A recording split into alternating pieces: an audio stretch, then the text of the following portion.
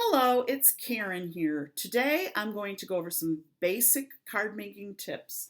And the first one that I would like to show you is making a card base.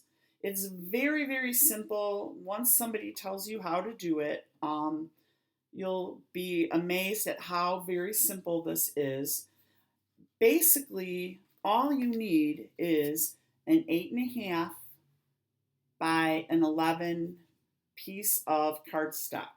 I am using Stampin' Up! Whisper White cardstock because I like the weight of it, and I also like that there's a coating on it that helps when you're stamping to keep your images from bleeding, and it also helps to make a crisper stamped image. So starting with the 8.5 by 11 Whisper White, I am going to take my Stampin' Trimmer. I have it upside down because I won't be able to show you how to do this because my camera reach doesn't go that far.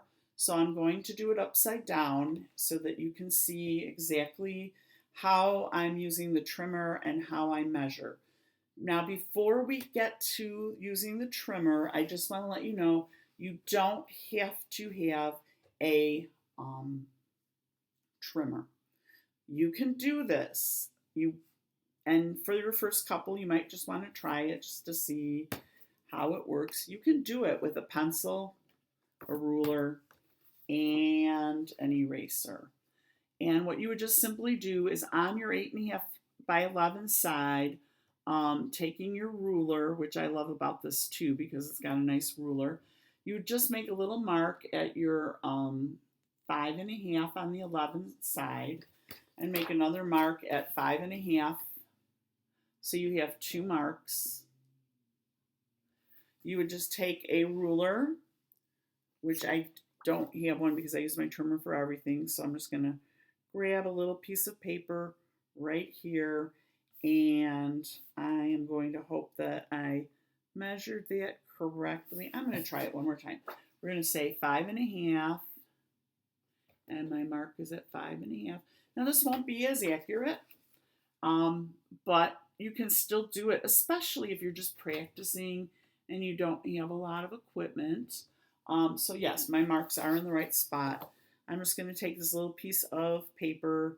Now you want to just keep them kind of light, even though mine are darker. That's just so you can see them in the video. And I'm just going to take my edge at both dots. And again, this won't be perfect, but it'll work for now if you don't have a trimmer. And you've got your line. And what you would do then is take a pair of paper snips and simply cut along this line. When you're done, if you made your line light enough, make sure your eraser's clean because that really messes stuff up. You can go just and erase the line. But I would try to use this as the either inside or the back of my card because you'll never get all of the pencil mark off after you cut it. But again, you can always cover that up too. So anyhow, that's how you get one without having a trimmer. Now, I want to just take one moment to tell you that I absolutely love my Stampin' Trimmer. I like it because it's good quality. I like it because there's no wire to fray.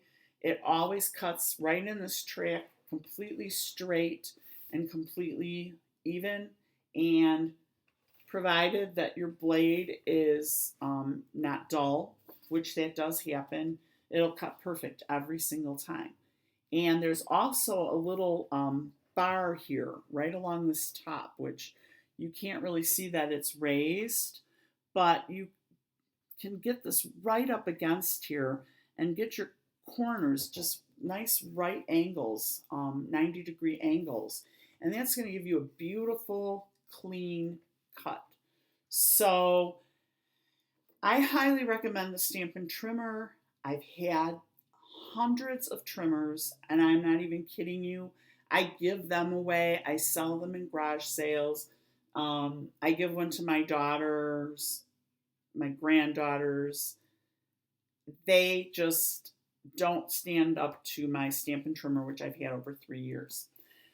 Now, the first thing you want to do is take your paper, if you have a trimmer, and along the 11-inch side, you want to cut that at 5.5, just like we measured with our pencil.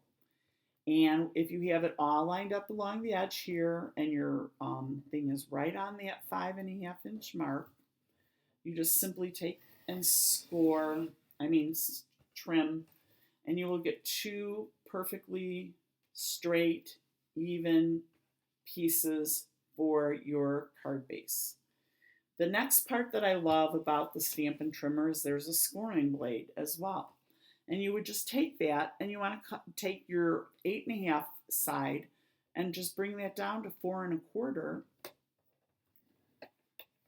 and score it. And I'm going to do that again. And I'm going to go along and I'm just going to score it. All right. So you will have two pieces that have your scores, and they're 8.5 by 5.5. Along your score line, and people ask this all the time, where do you fold? Well, I call this a valley, and I call this a peak. Your peak wants to go up like a peak, and your valley wants to go in. So take your edges and just match them up, just like that. And then I have my bone folder, my Stampin' Up! Bone folder. And again, you get what you pay for. This is a really high quality, nothing's going to happen to it unless you really try hard to break it. And it has a beautiful rounded edge. It's not going to tear your paper when you're scoring, and you're going to get a beautiful fold every time. And I'm going to do this one again. Of course, now this is dirty because I drew on it. And I'm just going to go along that crease with my bone folder, and you can see how beautifully that works every single time. A lot of people use their fingers, they use their fingernail. It doesn't turn out as nice. I like all of my things nice and crisp and nice and clean. And when you guys are making comments that my stuff looks so nice, it's because of all the little steps of making sure that my edges are matched, that my scores are even. I use the bone folder to make sure that my folds are beautiful. So that is how we get a very basic card base. You get two per piece of the 8.5 by 11 cardstock. So you can see from a package, you can get quite a few card bases. And there's different sizes. If you have an envelope punch board, which we sell as well, you might want to make them different. But when you're just starting out, I highly recommend that you only go and cut that in half, because the next few things that I'm going to show you today are all in 1/4 inches. We're going to work with some rectangles, and I'm going to show you how to make a very, very basic card base. Now, again, if you don't have a trimmer, on the back side of your pattern paper, or it could be a solid piece of paper, you can draw and cut, but always do your, like measuring and cutting on the back side so that it doesn't show through on your front. So for a card front, the easiest thing when you're just starting out is to just maybe kind of fill that with some color, because you're going to be very happy with the results pretty quickly. And it doesn't take very much skill to just cut some paper and put it on the front. Now, my measurement across here is 4.25. To get my card front, I am just simply, I'm way over here. My card measurement across the top is 4.25, and my card front, I want to trim my piece of either cardstock or patterned paper at 4 inches. So that's a 1/4 inch smaller than my measurement. So I want that a 1/4 inch smaller because that's going to give it a nice little border that is going to be even all the way around. In order to make that even all the way around, you are going to cut on the long edge. You want to make that a 1/4 of an inch smaller too. So your other edge is 5 1/2. So you want to cut that at 5 1/4. And you can see how beautifully that trims. I love my trimmer. I could just trim paper all day. And you're laughing, thinking that I'm really saying it, but no, it is true. I can cut my paper all day. I love it. All right, so there is your card base. Now, what I recommend is that you take it one step further and you create your whole card front before you attach it to your card base. Because there's nothing worse than building it as you go, make a mistake at the end, and you have to toss your whole card. So right now I'm going to be working just with my paper that I cut a 1/4 of an inch smaller on each side. So again, that's 4 inches by 5 1/4, and it fills your card base that is 4 1/4 by 5 1/2 very nicely. Okay, so I am going to show you how you can take rectangles, basic rectangles, and make a really pretty and elaborate looking card. So I'm going to put this here just to show you one of the things I did a rectangle, a square, and this was a strip, but in essence, it's a rectangle. And you can see how pretty that looks. And all I have is 2 different colors of cardstock and some pretty patterned paper. So here we go. The next thing I did was I did my next layer, this piece of Whisper White.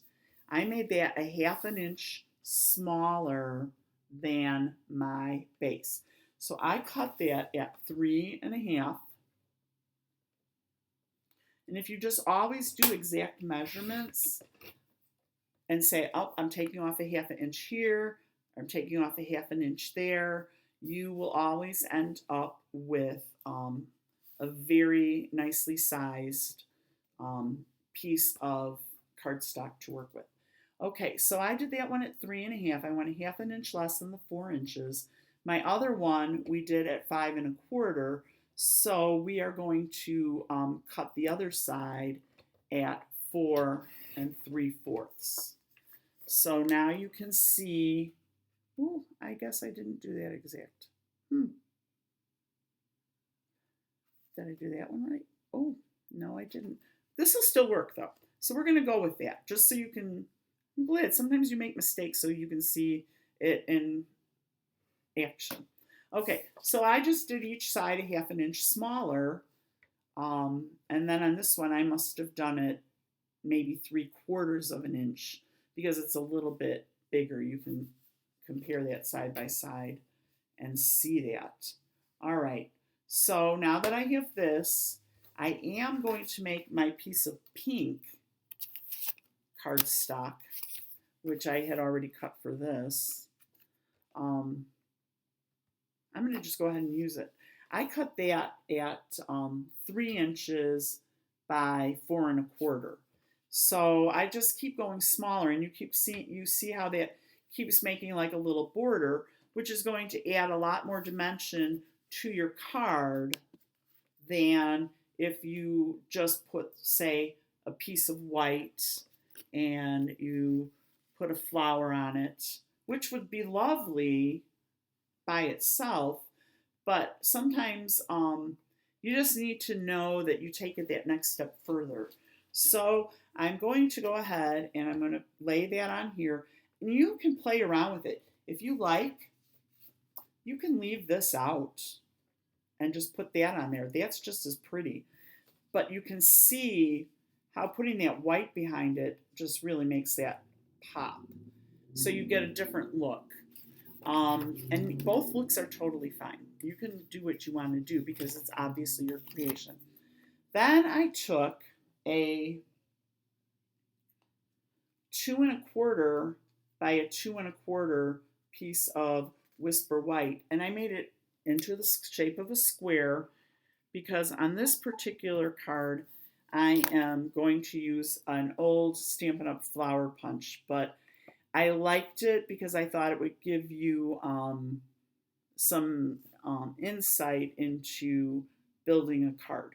So I'm going to take my piece here, excuse me, and I'm going to do a little strip just like I did on this, but you can see, just like I did on this, I am really messing this up today. I've got to get this trimmer out of here for now. I wish I had a wider angle on my camera. Okay, so you can see how we're starting to build. You could take this spot right here and not put anything and stamp a sentiment. I like to do my sentiments at the end because I don't know what I really want it to say until I'm getting ready to put it together. Sometimes when you get really good at stamping, you can do it even before you give the card, so that maybe if you wanted to use this for a Mother's Day card or a thank you card or a birthday card, it could be anything you want it to be. You don't have to sit down and make a birthday card. You'd have a bunch already ready to go. All right, so we have all kinds of punches. We have, and they're high quality, they're really nice punches. And I did do a flower on this one. This one, I'm just going to take a butterfly. And I punched with our Elegant Butterfly Punch. I punched 2 out of a strip of the cardstock. And then I did 1 out of patterned paper, as you can see right here.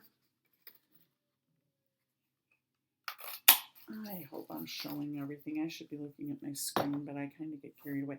But anyway, so what you have then would be your 2 bottoms and a top.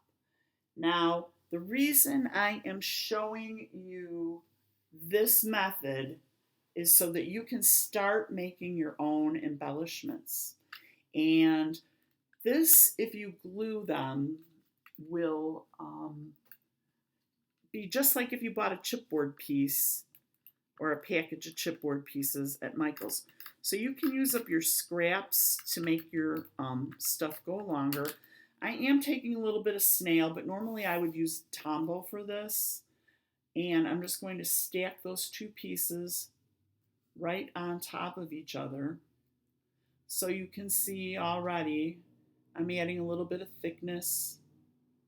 See that?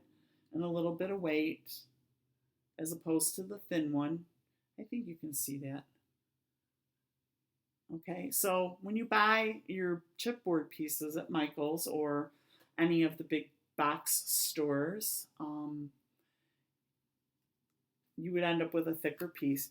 Now, say you want it even thicker and you don't want to buy dimensionals, but you want it to pop off a little bit. You can take your patterned piece on top, and it'll just add some pretty element to your butterfly. And as you can see now, it's even thicker, and it's going to stand up off your card a little bit. So on this, I've got my butterfly, and I showed you how to make it like it's a chipboard piece. Without even leaving your house, you can just take some of your punches and just start making those, and it's going to cost you a lot less money than at the craft store.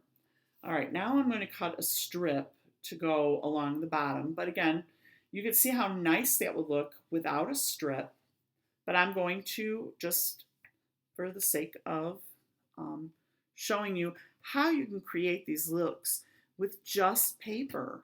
And I mean, paper, a trimmer. People always ask, what are the most basic supplies? I say a Stampin' Trimmer, a snail tape runner, and your imagination. Obviously, you'd like to have some stamps and some punches, but you can make some really cool geometric cards without even having any punches. Or instead of buying a punch, you could purchase an embellishment and put some punches on your list because you might not find what you're looking for that very first day. All right, so I just cut this little strip off the side of a piece of paper. It's about a 1/2 inch. My other one I think was closer to a 1/4 inch. But again, this is not rocket science. It's about what you like and what you think looks good and giving yourself permission to just try different things. When I first started this video, I was going to show you exactly how to make that card. And as something happens, or I measure wrong or cut wrong, you just go with the flow and say, I'm going to do something different with that. You don't have to worry that it's not going to be exactly what you had envisioned. You can go back and start over and make what you envisioned, but that doesn't mean you have to give up on the pieces that you have already cut. And that's another reason why I don't like to glue them together until the end. So now you see I made this. It almost looks like some washi tape. And I am going to just lift that a little bit because I want to make sure it stays down on the front of the card and doesn't pop away. And sometimes for smoothing things and making them lay down nice, I like my bone folder again because it does give a nice, crisp, clean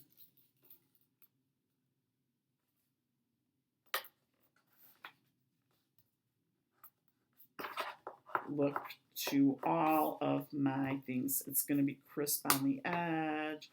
All right. Okay. So now you can see I didn't have anything like crazy equipment.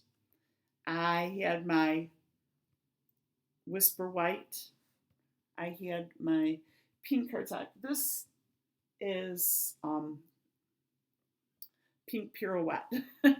Sometimes I get confused on the names, but I know what I am talking about. And then I did use that with it's retired now, but this is our Strawberry Slush, and this is our Designer Series paper stack. And I'll talk more about that in another video. But I love it because you get so many different colors and you can mimic your patterns. So on this one, I have almost the exact same look as I have on this card, but they're two completely different cards. You can do this with a star and do red, white, and blue. You can do other types of embellishing. I am going to go ahead and take some of our Stampin' Up! Enamel dots. And this is from the Home for Christmas collection. And what I love is our clearance rack will always have a lot of items after the season for up to 60, sometimes more, % off. And I like the way that the white looks, and I like the sizing on it. And another thing that I love about my Stampin' Trimmer is with the ruler, I could just line this up and decide how much space I want. And at 3 inches, I want to put one of these at 1.5. Right at the 1.5 mark, and that gets me right in the center. All right, and then I'm going to do it at the 2.5 mark.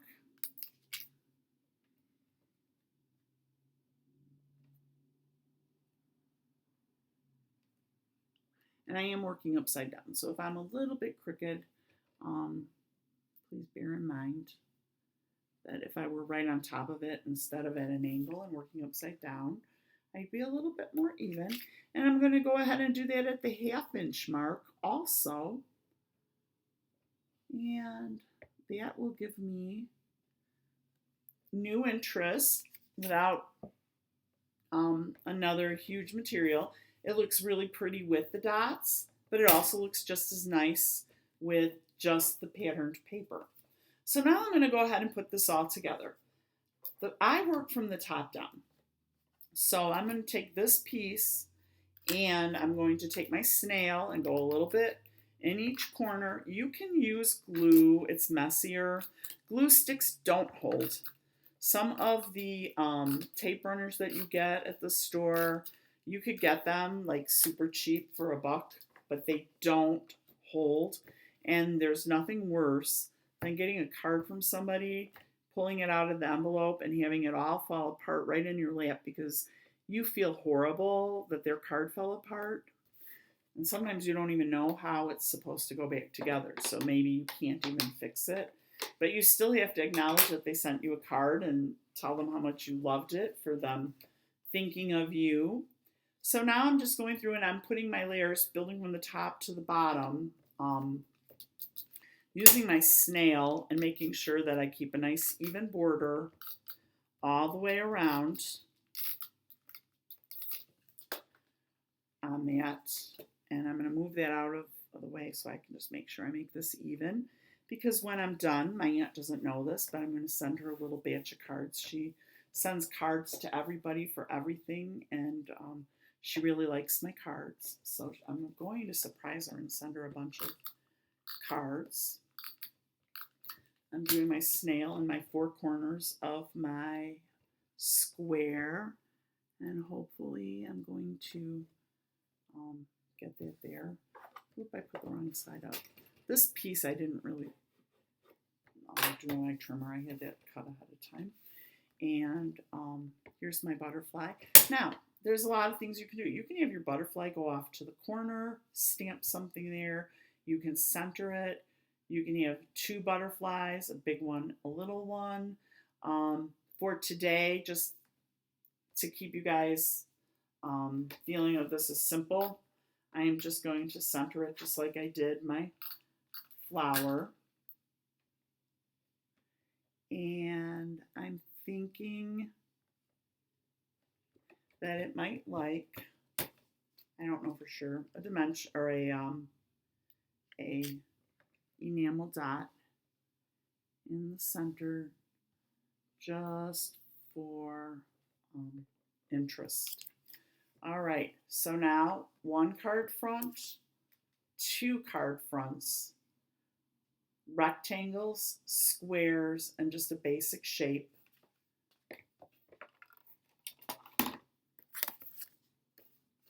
Card base and card base.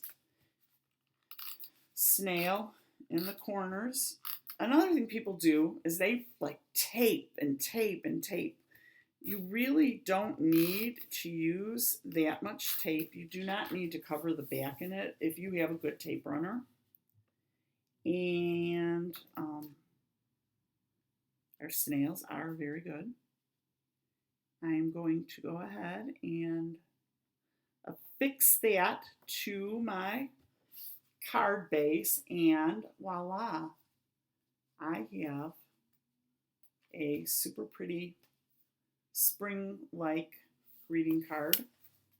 And see how quick that went with just that basic technique of just measuring the size, either a 1/2 inch, a 1/4 inch, or whatever size you'd like, smaller than the layer below it.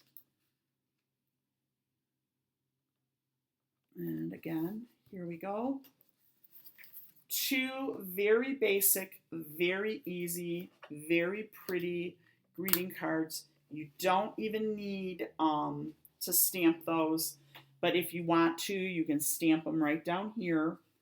And if you don't trust yourself stamping, you can always stamp on a piece of the Whisper White and trim it down to fit underneath. Or you can stamp it and make like a little tag to lay across the bottom. Or you can stamp it and, let me get my Stampin' Trimmer, You can make it smaller, just like cut it to the size you want it. Stamp your greeting or your word on here, and then you can just attach it. You can make it bigger, you can make it smaller. I'm going to make it smaller. I don't want to cover that whole thing up. But this way, if you make a mistake, you can stamp and stamp and stamp until you get it perfect and you're happy with it. And you can also take and stamp on any kind of a shape or a banner. And see how I'm just playing with that until I like it. So you could stamp your sentiment on that and it would look really pretty. I will probably stamp right on my thing when I decide what I would like. But this celebration item, which is going to only be around for a few more days, is free with a $50 purchase. And I think the trimmer is $30. So you could do that, maybe get a punch or two, and you can get this set for free. It's called Hello. It's every $50 you spend between now and March 31st, you can get a free stamp set. You can get a free paper stack of designer paper. When this comes, we're talking wood mount, really nice blocks. And if you were to buy a stamp about this big, even at 50% off, you'd probably pay $3.50 or better for that. And it comes with this cute little birthday hat, this little smiley face, this little sunshine. And then these would fit really nice down here. My friend, we wouldn't use birthday boy, but little sunshine, birthday girl. And there's this here. It's like a little bit of border that you could stamp across a piece. So this is a really beautiful set. And again, it is free with a $50 purchase. And this is, it's beautiful. Free. So anyway, you can go to my website, which is www.karinbiefeld. It's KARIN like boy, IEF as in Frank, ELD as in David, and so that would be www.karinbiefeld.stampinup.net. I better double check that and put it in the comments below because I haven't said it out loud. I usually just type it, but it is www.karinbiefeld.stampinup.net. And that'll take you right to my website. You can order this for your free item. Just look in the celebration things. There are so many things that you can order and get them for free. Get your Stampin' Trimmer so that you can make beautiful cards. And I hope you enjoyed my video today. Thank you.